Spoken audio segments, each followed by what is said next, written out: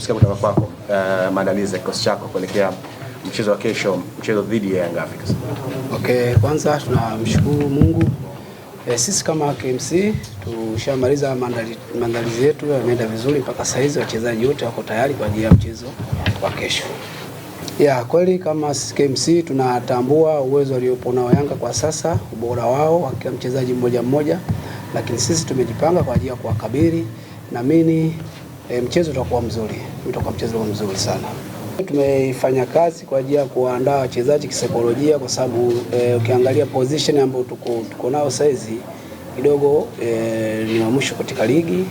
Kwa wachezaji wengi wana pressure, lakini tunajaribu kuwajenga saikolojia kwamba ni mechi kama mechi zingine, cha msingi tufuate utaratibu, jinsi plan ambayo tutaingia nayo tuitekeleze tu. Hakuna lisiyowezekana. Advantage ipo kwa sababu kwanza ni uwanja wetu wa nyumbani, ingawa na Yanga na utumia uwanja kama wa nyumbani, lakini sisi tuko nyumbani, tuna kila sababu ya kupambana ili tuweze kupata pointi 3.